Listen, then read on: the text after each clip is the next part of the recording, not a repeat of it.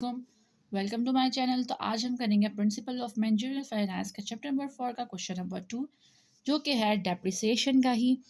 Early this year Rubber Incorporated purchase a new machine for $12,000 for Shape Rubber. जो ये company थी उसने जो है वो $12,000 की एक मशीन खरीदी है। वो किस लिए थी?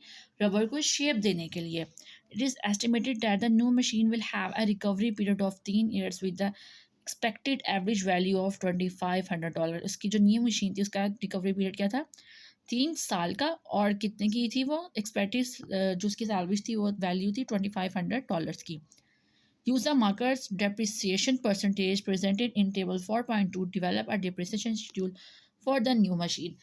जैसे कि इसने आपसे क्या कि आप पेज नंबर 166 पे आपने जाना है, टेबल 4.2 पे जो उसका डेप्रिसिएशन की परसेंटेज दिया ना, आपने वो लेनी है। लास्ट अगर आपने मेरी फर्स्ट क्वेश्चन की वीडियो देखी है या आपको आता है तो आपको पता होगा कि वो जो डेप्रिसिएशन टेबल है ना, वो आपका क्वेश्चन नंबर 1 में भी यूज़ हुआ है और सेम आपका क्वेश्चन नंबर 2 में भी यूज़ होना है। तो आपने जो है ना वहाँ पे चले जाना, वहाँ पे आपके जो है ना 3 सालों की जो परसेंटेज लिखी होगी आपने जो है वो उसको ले लेना है। हमारे पास जो मशीन है, मैंने आपको पहले भी कहा था, सबसे पहले आपने ईयर लिखना है।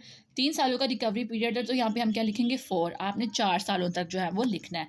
कॉस्ट मशीन की क्या थी? वो थी 12,000 और उसने कहा था आपने 3 सालों का पीरियड लेना है। तो आपने जाना है पेज नंबर 166 पे, टेबल 4.2 पे। तो वहाँ पे जो है ना मार्कर्स की ये जो परसेंटेज है ना वो लिखी होंगी, 33%, 45%, 15% एंड 7%। वहाँ से जाके आपने उसको उठा लेना है। और लास्ट में हमने क्या फाइंड किया? क्वेश्चन में उसने हमसे पूछा कि आपने डेप्रिसिएशन जो है वो फाइंड आउट करनी है। तो डेप्रिसिएशन फाइंड करने के लिए हम कॉस्ट को परसेंटेज से मल्टीप्लाई करेंगे और डिवाइड करेंगे 100 से। हमारे पास आ जाएगी डेप्रिसिएशन वाली अमाउंट।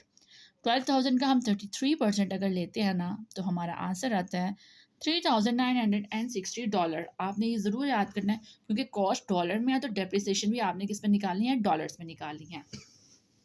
तो डॉलर लिखना साथ ना भूलेंगे वरना आपके मार्क्स जो है वो डिटेक्ट हो जाएंगे।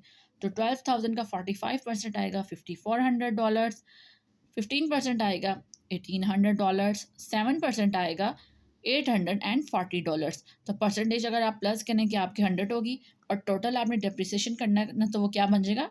$12,000 ही बनेगा जितनी की उसकी कॉस्ट है। तो ये था इसका क्वेश्चन नंबर 2। अगर आपको भी कोई क्वेश्चन समझना हो तो आप मुझे नीचे कमेंट करके चैप्टर नंबर के साथ प्रॉब्लम का जो है ना, या तो आप उसकी पिक्चर शेयर कर दें या फिर आप उसका क्वेश्चन नंबर लिख दें, तो मैं आपको उसकी वीडियो जो है वो शेयर कर दूँगी।